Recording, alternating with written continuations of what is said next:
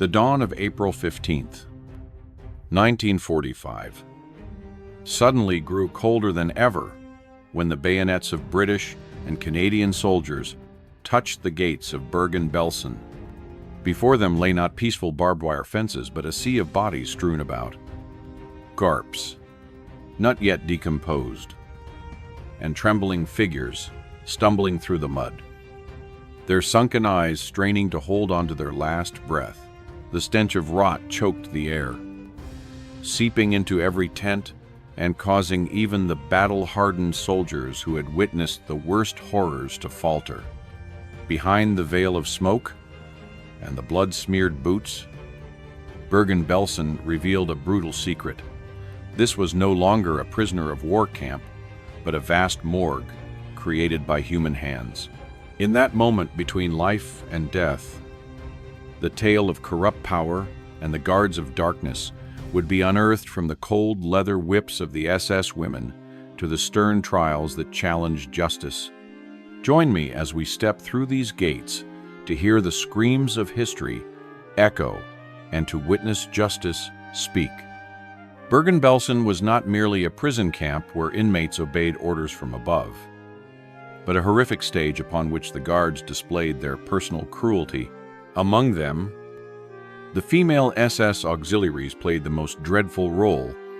Although the camp was not constructed as an active extermination center, the harsh living conditions, endless hunger, rampant disease, and severe shortages of medical care transformed it into an underground crematorium for tens of thousands of people.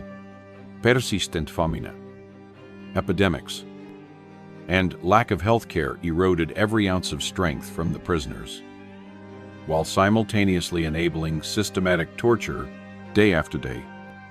Gaunt inmates were dragged into the yard, brutally beaten or bound in lines.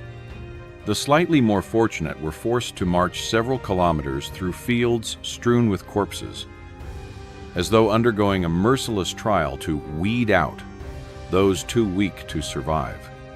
The female guards, clad in cold steel uniforms, wielded leather whips and commanded trained hounds to attack anyone who lagged behind or resisted. Their delight in inflicting pain went beyond mere intimidation. It became a filthy form of entertainment.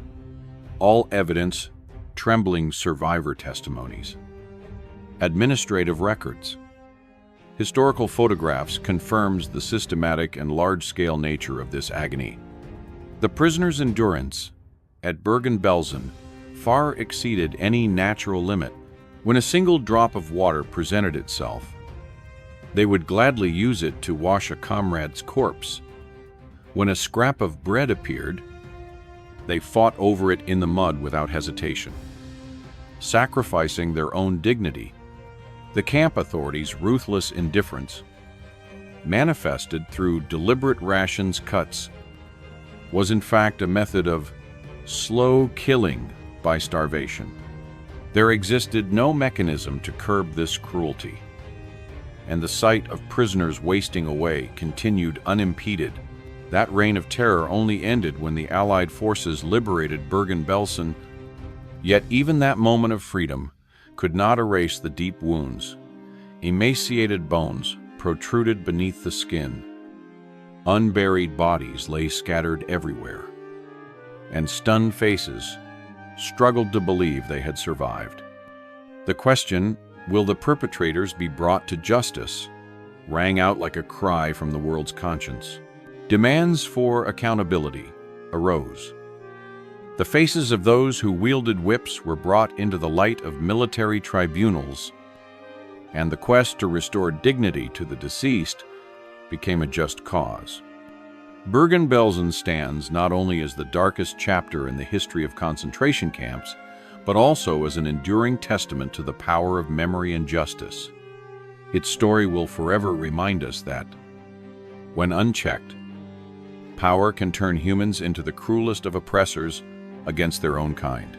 In April 1945, British and Canadian forces advanced into the Bergen-Belsen camp in Lower Saxony, Germany.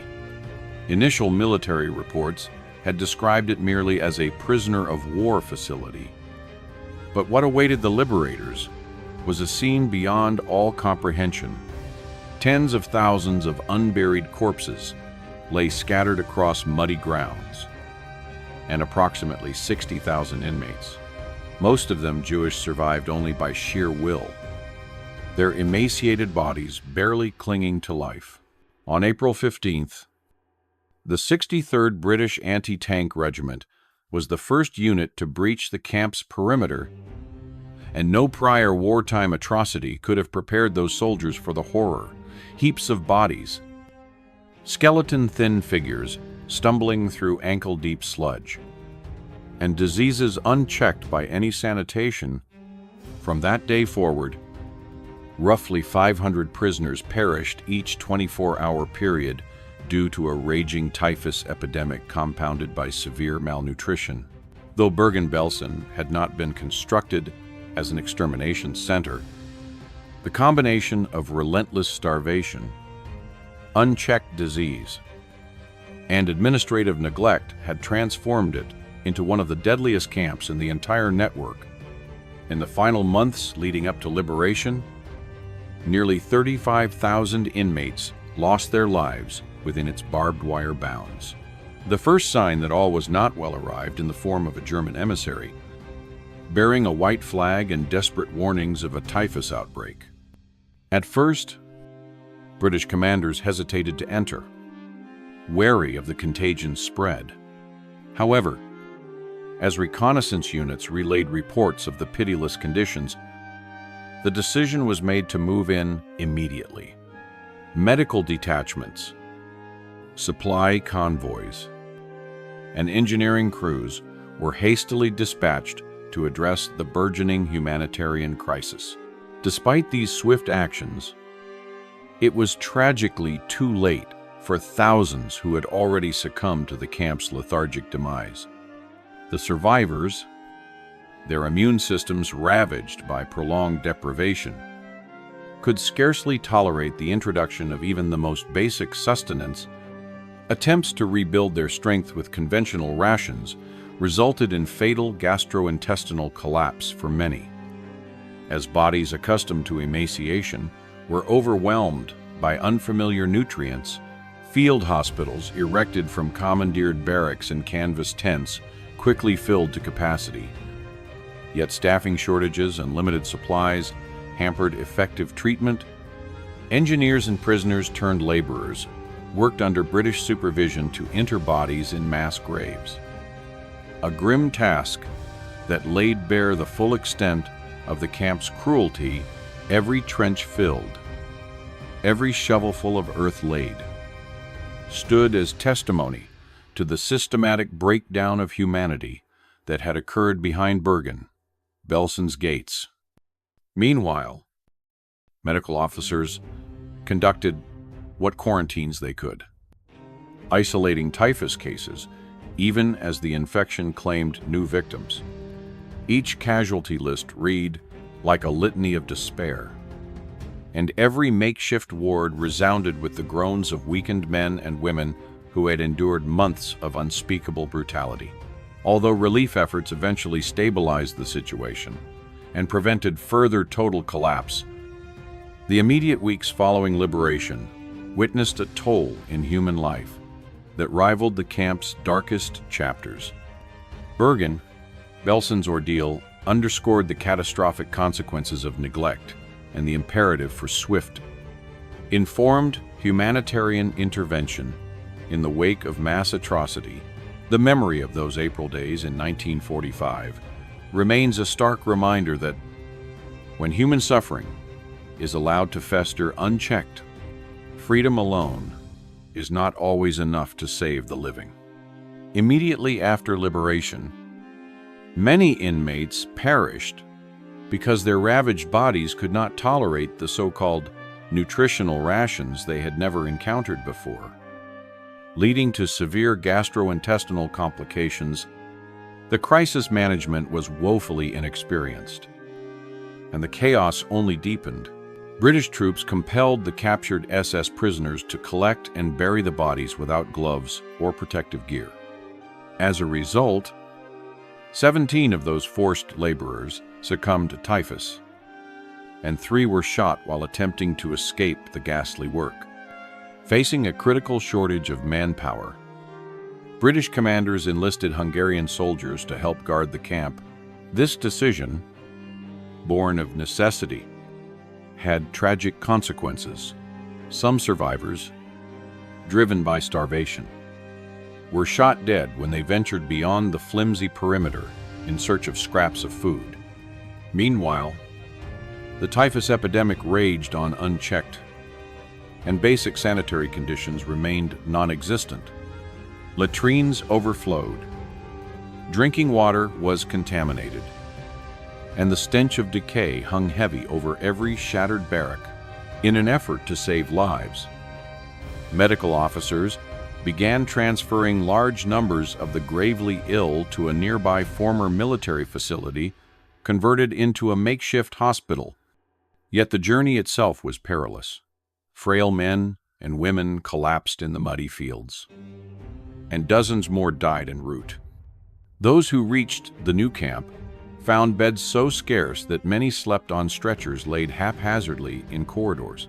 Nurses worked around the clock, drawing brutal shifts, but the scarcity of antibiotics, intravenous fluids, and even clean bandages meant that mortality rates remained tragically high.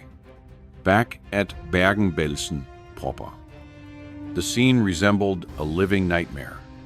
Children wandered aimlessly, their hollow cheeks and glassy eyes betraying weeks of starvation. Elderly prisoners lay abandoned in the mud, too weak to rise, even as rainwater soaked their threadbare clothes. Corpses intermingled with the living, sometimes joined by scavenging rodents. Medical tents, erected in a frantic bid to control the disaster, quickly filled to capacity. Surgeons operated under flickering lanterns, often without anesthesia or proper sterilization. Over time, British engineers and medical staff managed to impose a semblance of order. Barracks were cleaned, drains unblocked, and isolated wards established for typhus patients. Food distribution was carefully calibrated. Bland porridge replaced the heavy rations that had proven fatal. And small, frequent portions of broth and diluted milk helped the weakest survivors begin to rebuild strength. Supplementary vitamins and sugar water were introduced, monitored by doctors to prevent refeeding syndrome. Perhaps most symbolically, the former SS guards were ordered to continue the gruesome task of burying their victims, this time under direct Allied supervision. Stripped of uniforms and emblems, they donned civilian overalls and were marched to mass graves. Each prisoner was given a shovel and instructed to commit their own grim act of restitution, denied adequate food, and forced to work under constant guard. They wore placards declaring their crimes, a public shaming intended to confront them with the human cost of their cruelty. As the weeks passed, Bergen-Belsen slowly transformed from a site of unmitigated horror into a community under care. Mortality rates declined, and survivors began to whisper of hope. Yet the scars, both physical and psychological, would endure long after the last mass grave was filled. The camp's liberation, though a moment of freedom, had revealed the depths of human suffering and the monumental challenge of restoring life where death had reigned. 5 months after liberation, the Belsen trial convened in a repurposed gymnasium in Lüneburg, Germany. This proceeding represented the Allies' first major attempt to hold individuals responsible for the atrocities committed under the Nazi regime. Under harsh floodlights in that cavernous hall, judges, prosecutors, and defendants faced each other for the first time since war's end. The trial's sheer scale and solemnity signaled to the world that unchecked brutality would no longer go unpunished and that the rule of law must prevail over vengeance.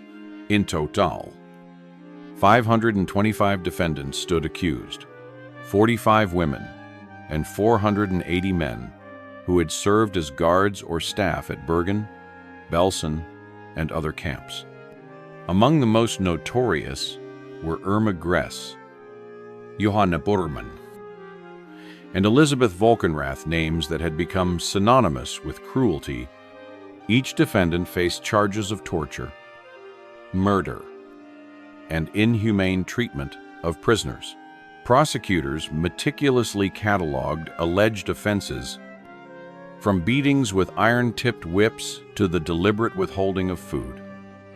As they sought to connect individual actions to systematic crimes against humanity, what set the Belsen trial apart on the international stage was its groundbreaking use of filmed evidence. For the first time, cameras recorded the horrors of a concentration camp, and those films were screened in court. Judges, lawyers, and spectators watched in stunned silence as footage depicted emaciated prisoners being driven on forced marches, corpses exposed to the elements, and SS guards unleashing bloodhounds on the weakest captives.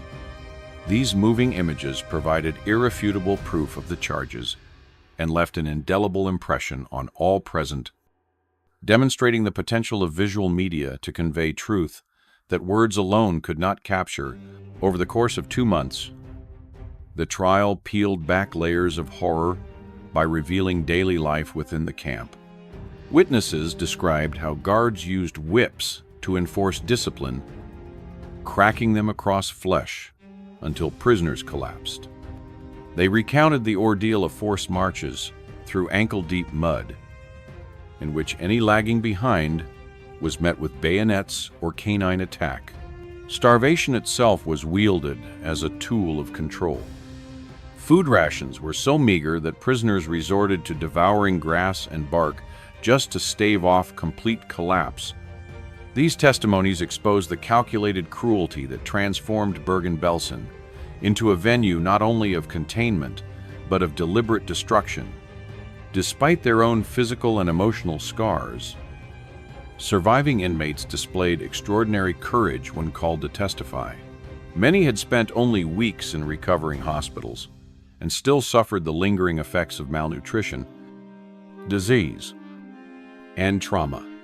Yet they rose to the witness stand, their voices trembling but resolute, and provided first-hand accounts of brutality. Their statements offered direct evidence against the accused, grounding abstract legal concepts in the lived experiences of victims. Each testimony underscored the personal suffering behind every statistic and deepened understanding of how ordinary individuals could become agents of terror. By the end of the proceedings, the Belsen trial had established a powerful precedent that those who commit atrocities, whether high-ranking officers or low-level auxiliaries, would face justice under international law. It also demonstrated the importance of survivor testimony and documentary evidence in prosecuting crimes against humanity. Though verdicts varied, the trial's legacy endured, laying a foundation for subsequent tribunals and reinforcing the principle that accountability and remembrance are inseparable in the quest to prevent future horrors. From 1945 through 1949, British military tribunals in the occupied zone tried and convicted a total of 677 individuals for their roles in war crimes, of whom 230 were sentenced to death. The grim task of carrying out these sentences fell to Albert Pierrepoint, Britain's foremost executioner. Pierrepoint's reputation rested on his meticulous attention to detail. He calculated the precise length of the drop for each condemned person based on their weight and height, ensuring that death came swiftly and without unnecessary suffering. This commitment to humane execution under the law underscored the seriousness with which the Allies regarded accountability. On December 13, 1945, a landmark event took place at Hamelin Prison when 201 prisoners, 191 men and 10 women were hanged under Pierrepoint's supervision. Among those led to the gallows were the notorious 22-year-old Irma Grese, the 52-year-old Johanna Bormann, and Elisabeth Volkenrath. Each faced the ultimate punishment for their direct involvement in the torture, murder, and systematic cruelty inflicted upon camp inmates. The spectacle of so many executions in a single day sent a powerful message. Even the lowest-ranking guards would not escape justice. Many defendants entered their pleas with the refrain, "I was only following orders," invoking the infamous defense that had underpinned so much of the Nazi apparatus.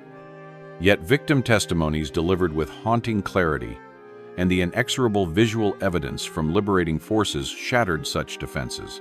Survivors recounted, in courtroom after courtroom, the personal sadism displayed by these now condemned individuals, the deliberate beatings, the use of dogs to maul the weak, the arbitrary denials of food and water.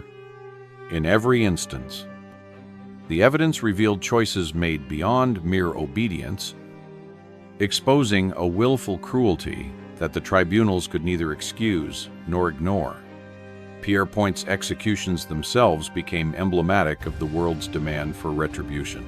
Witnesses described condemned prisoners mounting the scaffold with a grim composure, some offering token resistance, most accepting their fate in silence. As the lever fell, Pierrepoint's calculated drop brought an abrupt end to each life, a form of justice that, however solemn, was designed to be both final and incontrovertible. The methodical precision of these actions stood in stark contrast to the chaotic violence of the camps, affirming the principle that even state-sanctioned death must adhere to the rule of law. The verdicts and sentences handed down between 1945 and 1949 thus cemented a foundational tenet of post-war justice. No individual, whether subordinate guard or high-ranking officer, could hide behind orders when committing crimes against humanity. By holding each perpetrator personally accountable, the Allied tribunals sent a clear signal that systematic brutality would not be tolerated. In the shadow of those gallows at Hamelin, the world witnessed a solemn assertion of moral and legal order, one that would shape the evolving framework of international criminal law for generations to come.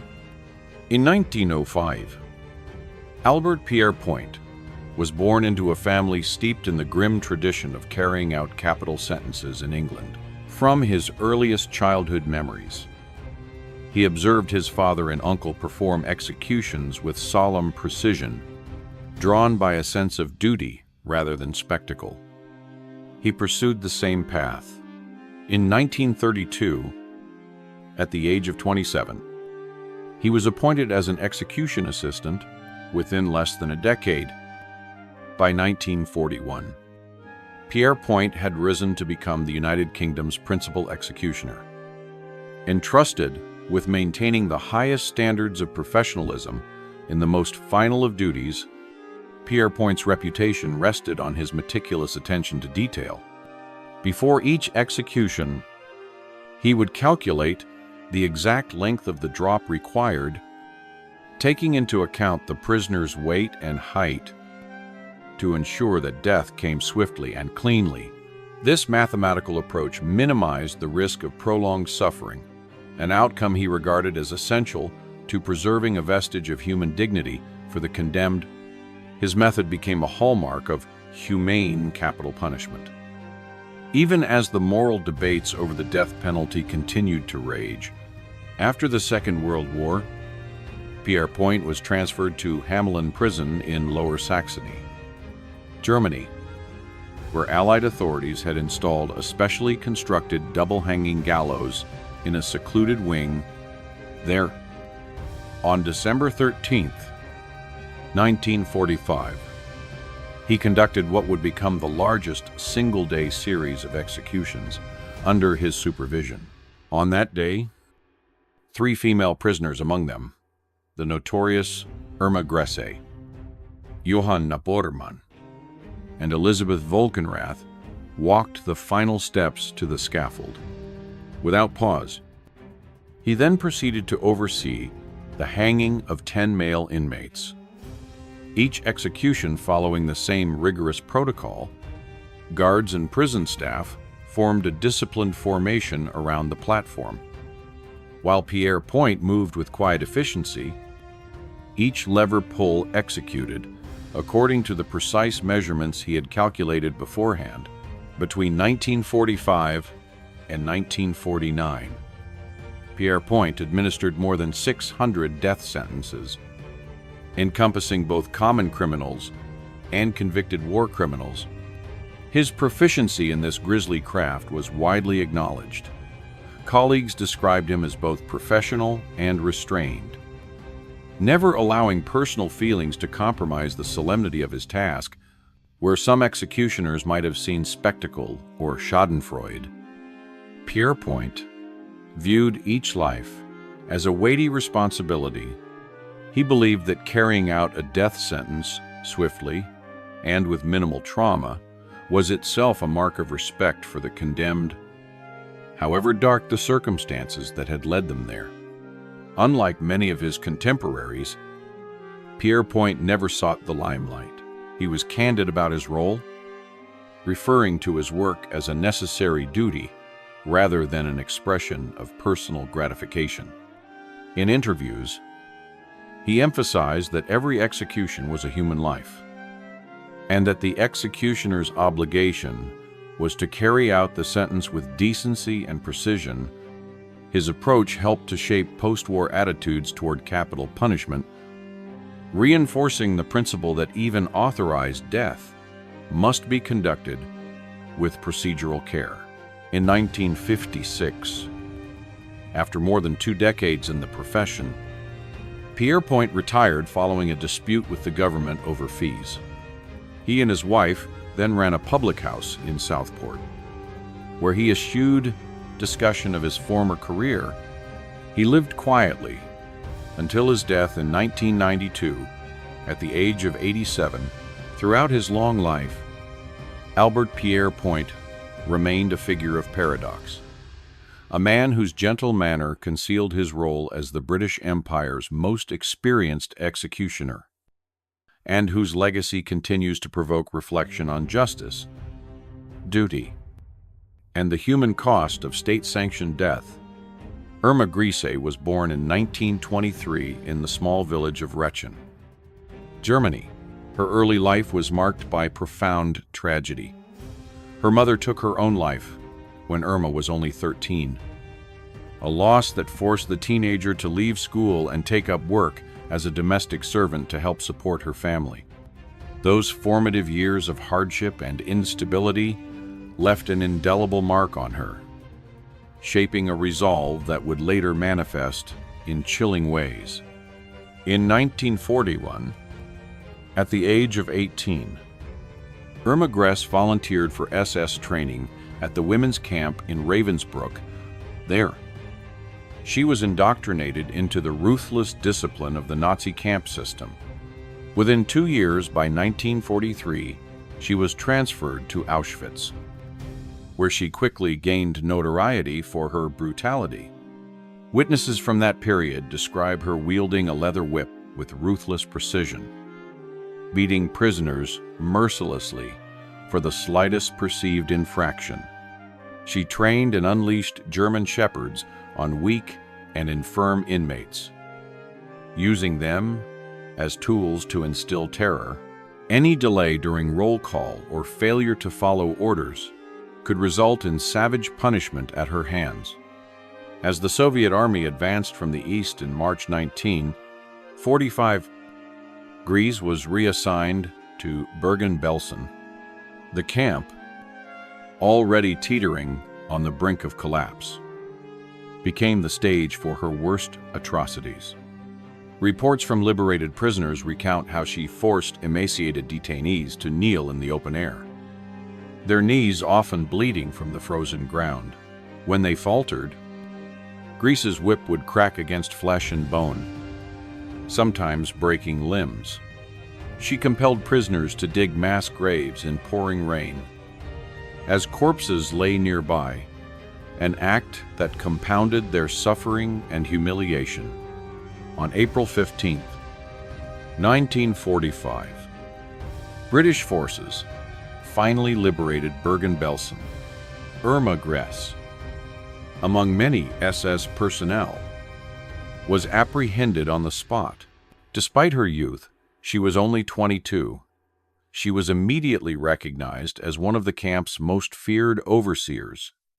At the subsequent Belsen trial in Lüneburg, dozens of former inmates testified against her.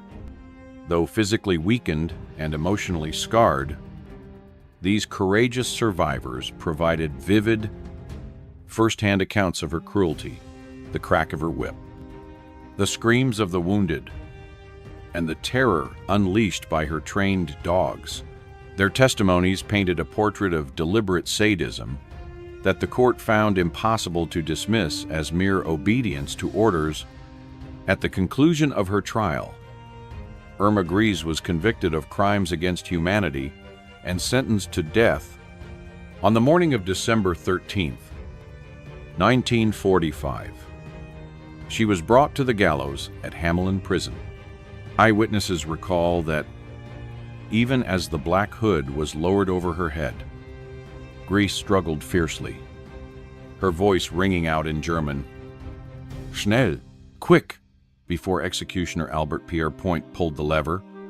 In that moment, her defiance was as stark as her earlier cruelty, cementing her legacy as the youngest woman ever executed for war crimes under British jurisdiction. The execution of Irma Grese stands as a grim symbol of the world's determination to confront and punish the most extreme manifestations of human cruelty. At 22, she had become an avatar of brutality. Her death underscored that no individual, regardless of age or rank, could escape accountability for the horrors inflicted upon innocent lives. Elisabeth Volkenrath was born in 1919 in Frankfurt am Main, Germany. In 1941, she began her service at Ravensbrück Women's Concentration Camp, where her organizational talents quickly became apparent.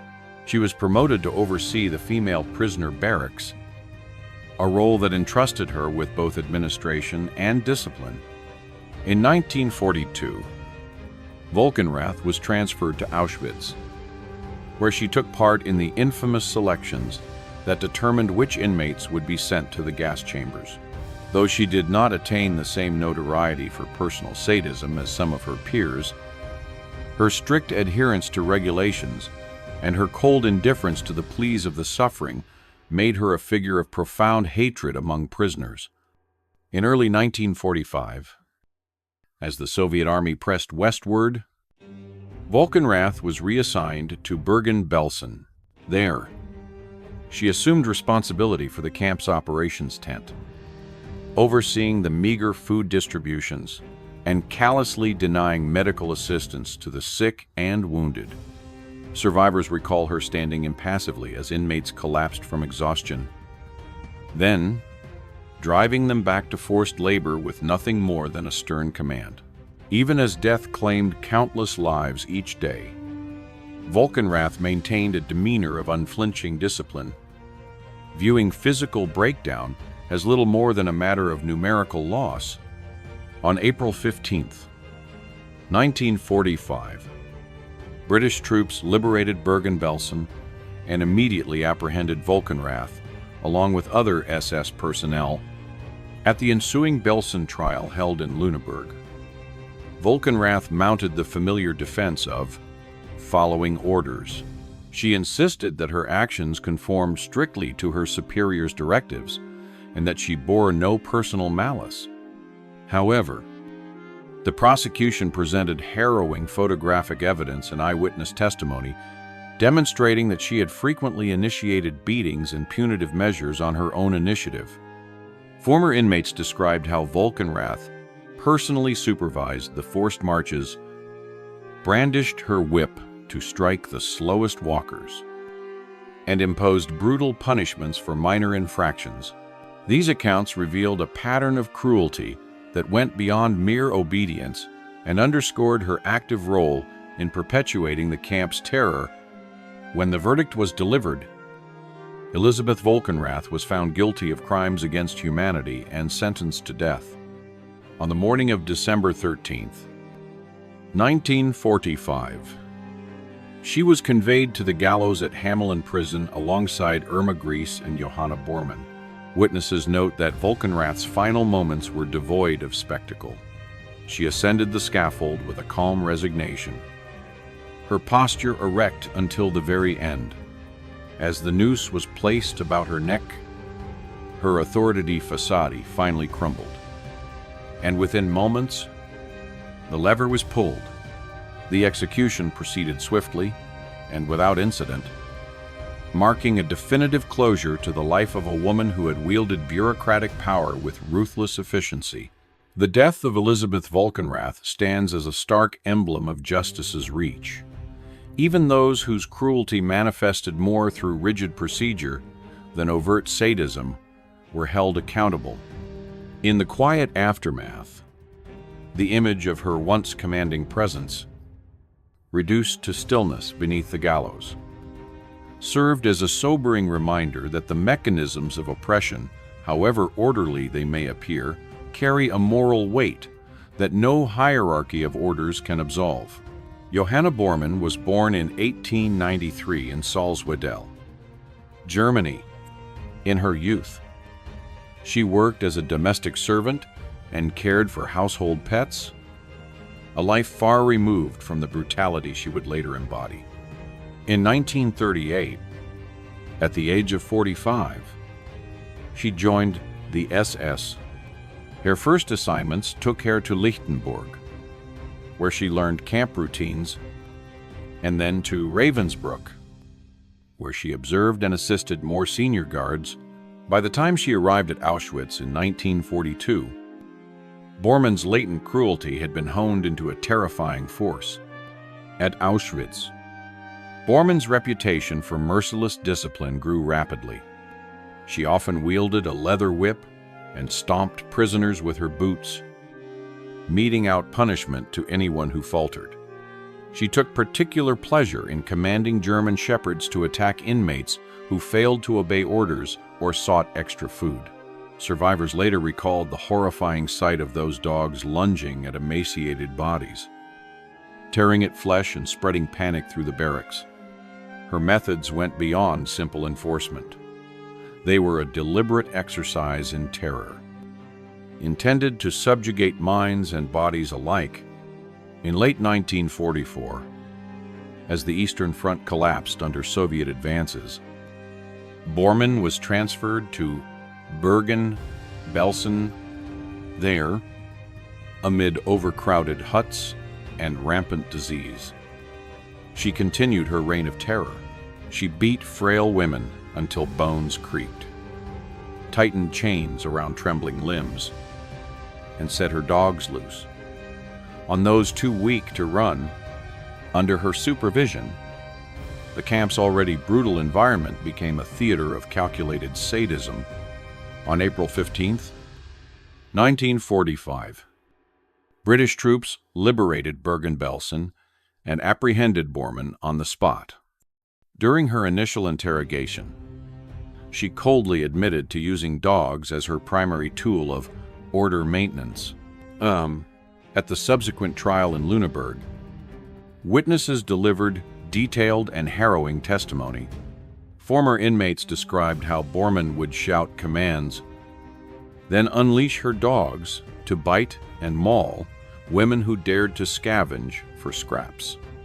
They recounted victims suffering fatal infections from those bites, their wounds left untreated, as Bormann denied even basic medical aid. The photographic evidence presented in court corroborated these accounts, showing faces contorted in terror, bloodied clothing, and the snarling dogs poised for attack. The combination of eyewitness testimony and documentary proof left no room for doubt. On December 13, 1945, at the age of 52, Johanna Bormann was led to the gallows at Hamelin Prison. She ascended the scaffold with a composed bearing, offering no resistance as a black hood was placed over her head. Moments later, the trapdoor opened, and her body dropped silently into the pit below. The execution passed without incident or spectacle, its quiet finality standing in stark contrast to the cacophony of suffering she had inflicted. In death, as in life, Bormann's calm resignation marked the end of a perverted existence under the SS banner and served as a grim affirmation that even the most brutal perpetrators would ultimately face justice. Herta Ehlert was born in 1905 in Berlin, Germany. As a young woman, she found work as a cook at Ravensbrück concentration camp, a position that initially kept her behind the scenes. However, due to the SS's growing need for personnel, she was recruited into their ranks and swiftly moved into roles of greater responsibility. By 1942, Ehlert had been appointed supervisor of the women's barracks at Majdanek, where she oversaw daily routines and ration distributions. Before long, she was transferred to Auschwitz, and finally to Bergen-Belsen in early 1945. Throughout these assignments, Ehlert was not noted for sadistic excess, but her reliance on humiliation, sleep deprivation, and routine beatings left hundreds of prisoners broken in body and spirit. In Majdanek and Auschwitz, Ehlert made her mark by enforcing strict discipline. She routinely ordered inmates to stand for hours in extreme weather, then struck them with a riding crop or her own gloved hand if they faltered. At Bergen-Belsen, where food and medicine were scarce, she compounded prisoners' suffering by arbitrarily reducing their meager rations and refusing even simple comfort measures. Accounts from survivors describe waking to the sound of her voice barking orders, followed by the snap of her crop on flesh. While not as infamous as some of her contemporaries, she nonetheless wielded power over life and death through the everyday application of degradation and fear. Unlike many camp guards who attempted to minimize or deny their actions after the war, Herta Ehlert displayed an uncommon candor when she was arrested on April 15, 1945. At her trial in Lüneburg later that year, she openly acknowledged her role in the punitive measures used against prisoners. She detailed her methods of punishment, forced standing, beatings, and denial of basic hygiene, arguing that these actions were necessary to maintain order. This admission provided prosecutors and judges with invaluable insight into the inner workings of the camp system. Through Ehlert's testimony, the tribunal gained a clearer picture of how routine cruelty was woven into the fabric of camp management. Despite her frankness, the court found Ehlert guilty of war crimes and crimes against humanity. In December 1945, she was sentenced to 15 years imprisonment. Her sentence reflected the court's view that, while she had not orchestrated mass killings, her consistent participation in torture and inhumane treatment made her culpable. Yet, in 1953, Ehlert was granted a general amnesty and released after serving less than half her term. This outcome provoked controversy among survivors and observers who felt her contrition should not have outweighed the severity of her offenses. Following her release, Herta Ehlert chose to live a life of quiet anonymity in post-war Germany.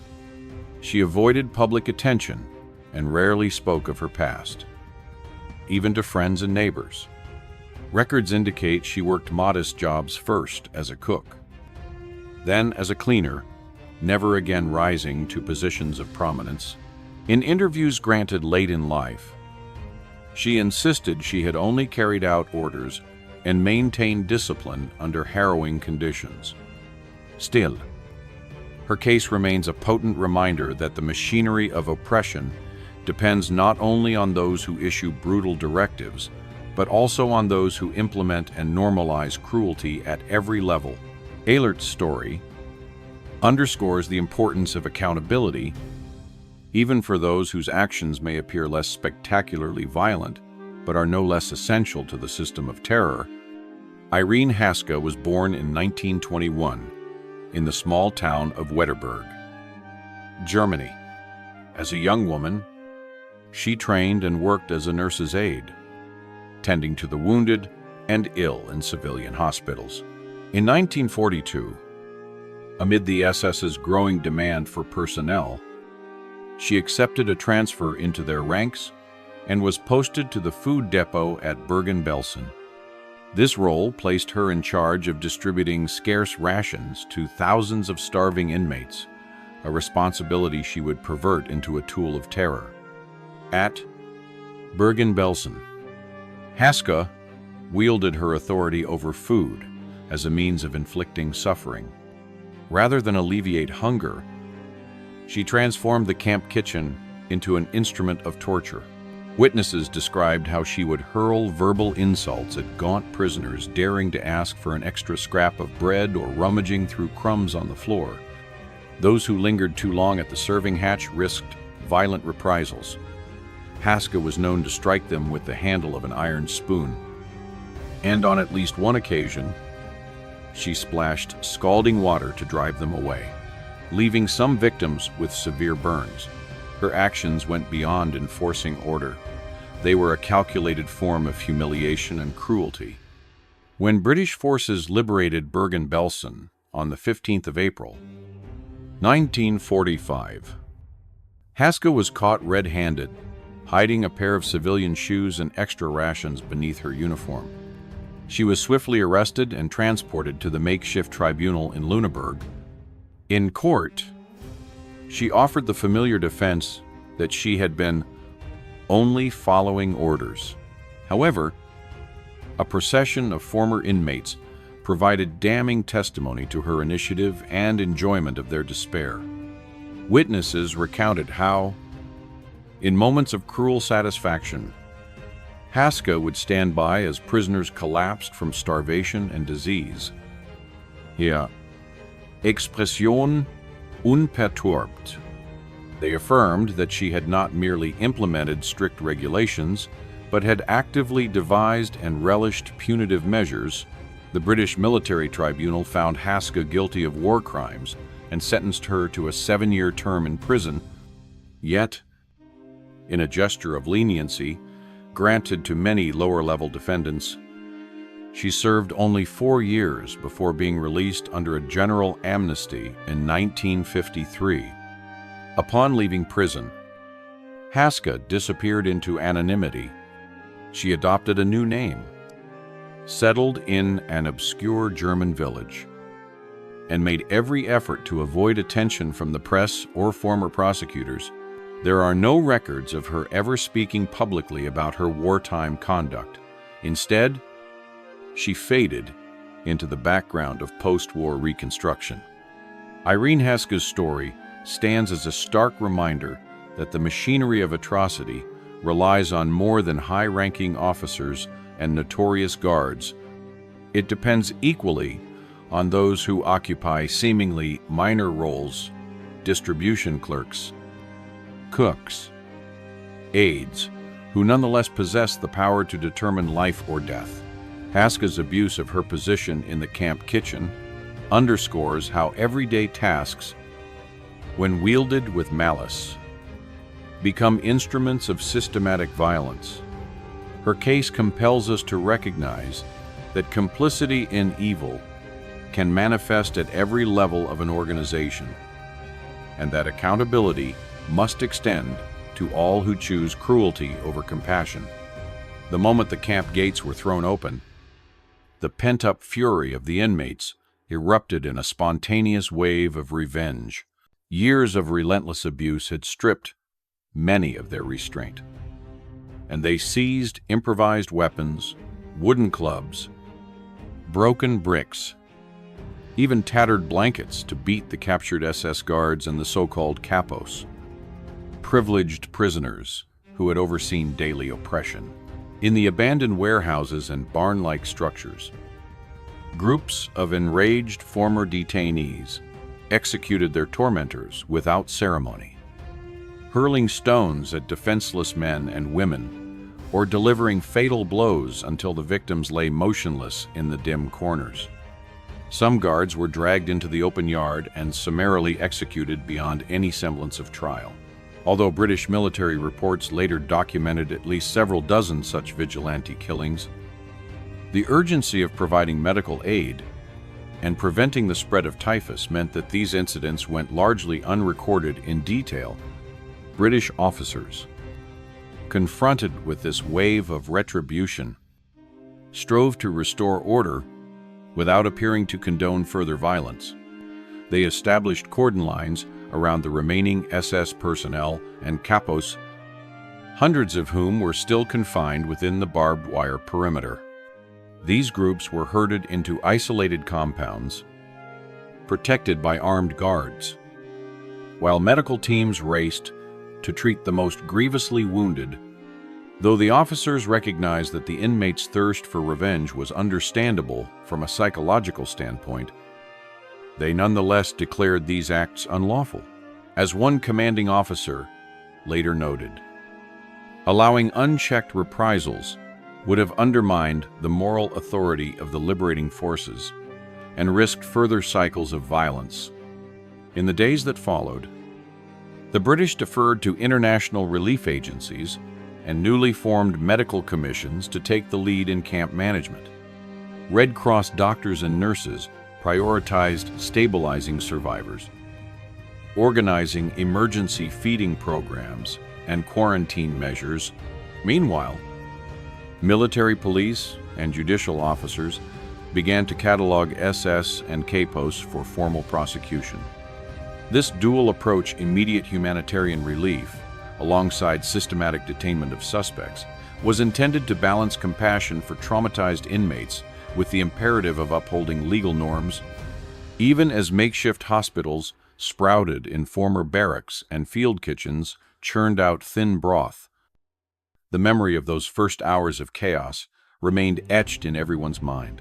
Journalists and photographers, some of whom had been embedded with the advancing troops, captured haunting images of scuffles at the gates, corpses strewn at doorways where killers and victims had once shared the same roof, and anguished survivors pleading for both justice and mercy. These photographs, circulated in newspapers across the globe, provided an unvarnished testament to the raw brutality that had dominated camp life even in its final, lawless moments. The scenes of uncontrolled reprisals underscored the profound trauma inflicted upon Bergen-Belsen's population. For many survivors, striking back at their oppressors was the only moment of empowerment after years of degradation. Yet, for the British authorities, preventing these summary executions was a matter of principle. Justice would be served not by revenge, but by due process. Over time, as order was gradually restored, the camp's liberated inmates were able to turn their focus from immediate vengeance to the long process of recovery and testimony.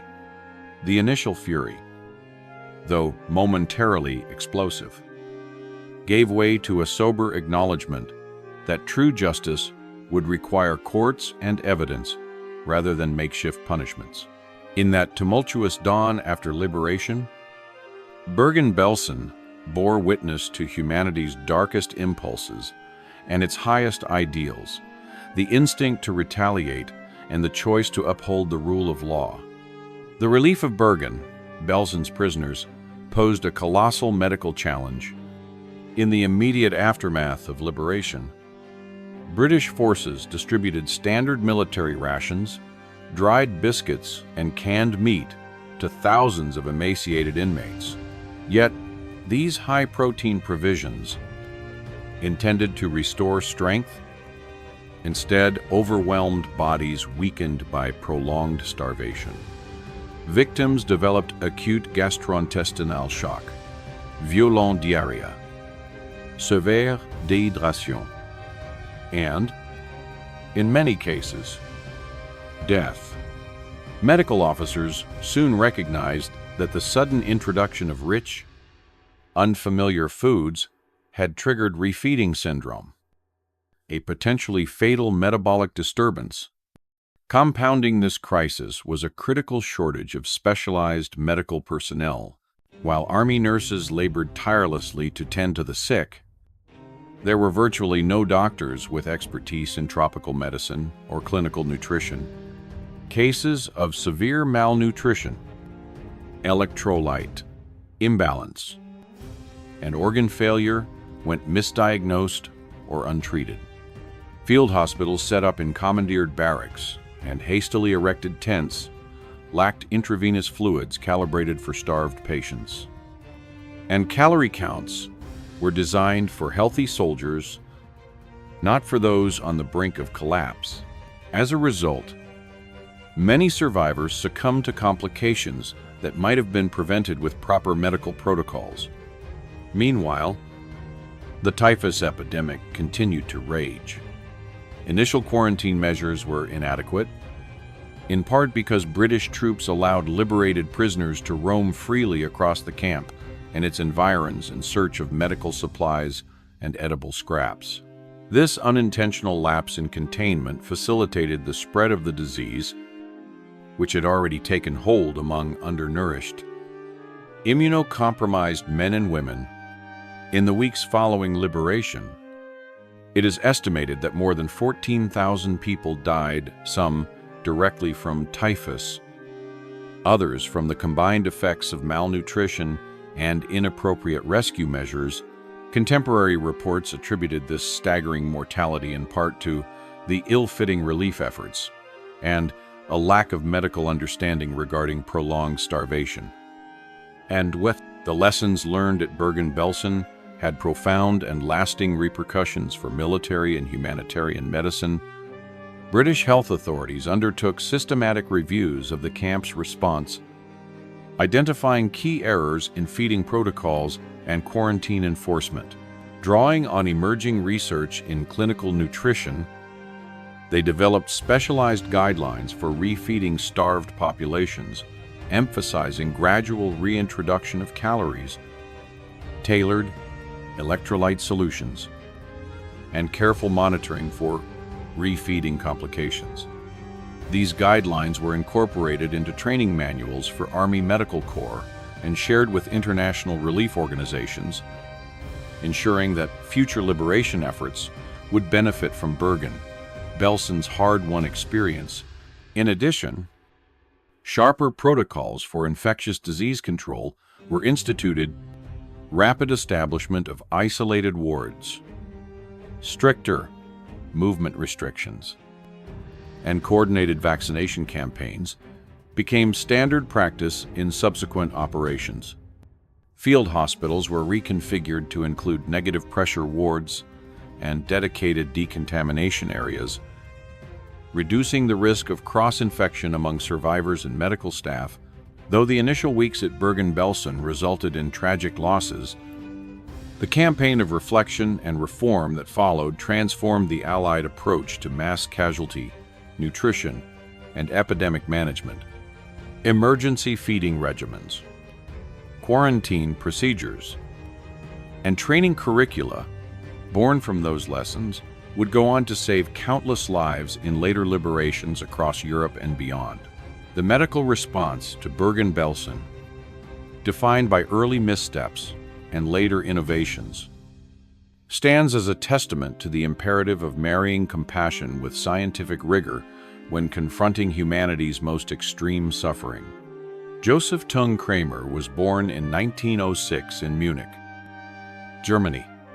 He joined the SS at an early age and began his career as a camp guard at Dachau, where he quickly demonstrated a talent for administration and a cold efficiency in enforcing camp regulations. In the late 1930s, he was transferred to Auschwitz, where he held supervisory roles in the concentration and extermination complex. There, he oversaw prisoner labor details and witnessed the full machinery of systematic murder. Yet he made no recorded efforts to alleviate inmate suffering. In November 1944, Kramer was appointed commandant of Bergen-Belsen, the camp that lacked gas chambers, but nevertheless functioned as a site of relentless death. Under his leadership, the barracks swelled far beyond capacity, with more than 50,000 inmates squeezed into space designed for a fraction of that number. Food distributions dwindled to near-zero rations, and medical facilities, already rudimentary, collapsed entirely under the weight of epidemic disease and starvation. The camp's weekly death toll soared into the thousands, yet Kramer maintained strict discipline, preferring routine roll calls and forced labor over any humanitarian relief. When British troops arrived on April 15, 1945, they found Kramer seated at his office desk, his face pale and eyes hollow as he witnessed the scene he had allowed to unfold. He offered no resistance as he was led away in handcuffs, his uniform still pressed and insignia intact. Photographs from that day capture him standing among piles of corpses and emaciated survivors, a singular figure of bureaucratic detachment amid chaos. At the Lüneburg trial that followed, Kramer faced charges of crimes against humanity for his role in ordering and permitting widespread torture, neglect, and death. The prosecution laid out detailed evidence, prisoner statements describing grueling forced marches, beatings with wooden truncheons, and the refusal of basic medical care even as typhus and dysentery ravaged the camp. War records revealed that Kramer had submitted multiple requests for additional supplies, medicines, food, blankets only to see them ignored or redirected elsewhere.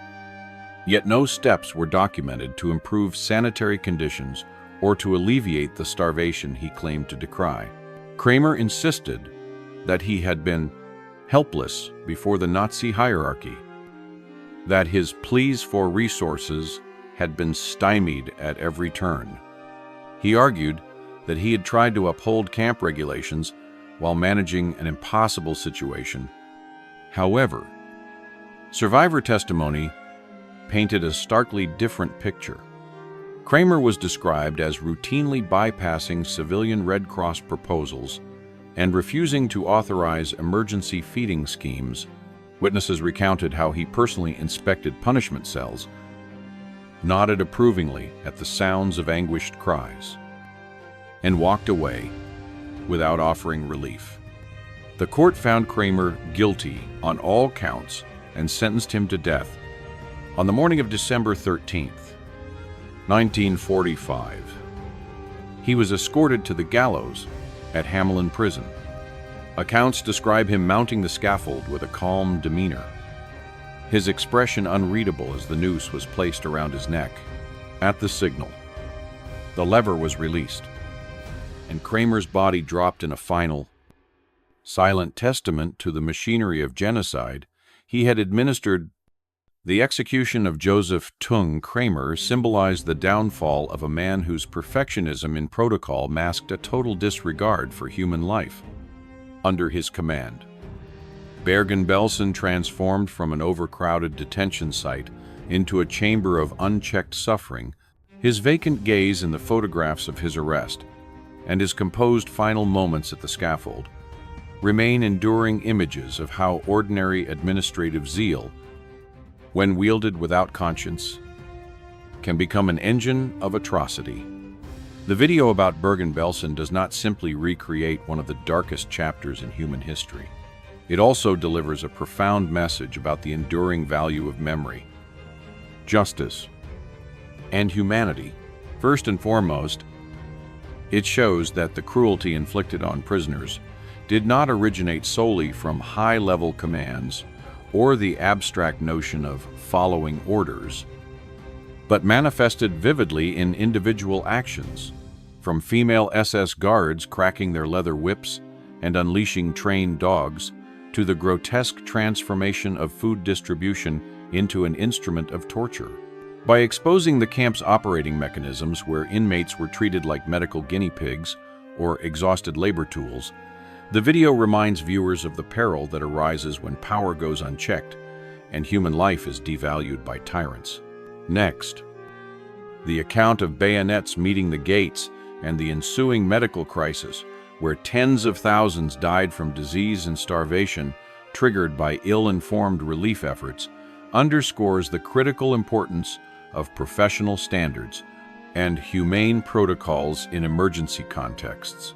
The lesson here is that liberation must be accompanied by proper care, a coordinated response involving physicians, nutrition experts, and relief workers to ensure survivors do not perish as a result of inappropriate aid measures. The depiction of the Belsen trial and executioner Albert Pierrepoint further reinforces the principle that no one is above accountability, whether it was a camp commander like Josef Kramer, responsible for thousands of deaths, or individual perpetrators such as Irma Grese, Johanna Bormann, and Elizabeth Volkenrath. Each faced justice under the law.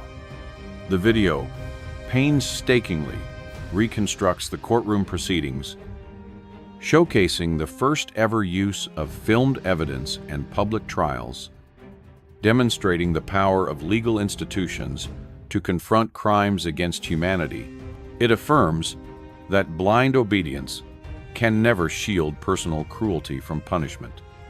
Moreover, the video conveys the indomitable spirit and courage of survivors' witnesses who, despite their extreme suffering, rose to testify. They stand as living proof of resilience and a collective will to reclaim justice. Because of their testimonies, history cannot be denied, and future generations are reminded of their duty to uphold humanitarian values. From the entire narrative, we learn that collective memory of past atrocities is an essential tool in preventing similar tragedies. Remembering and retelling through documents, images, and eyewitness accounts is not mere curiosity. It is the only way to cultivate a culture of human rights and vigilance. The synergy of legal enforcement, timely medical intervention, and societal awareness of the sanctity of life will help humanity avoid repeating historical errors. Finally, the video dispels any notion of concentration camps as remote anomalies. It shows that atrocity can erupt anywhere humanity is extinguished. Its strongest message, therefore, is that each of us bears responsibility for defending the right to life, dignity, and shared moral standards, ensuring that no one under any circumstance must endure an underground crematorium in the midst of their own community.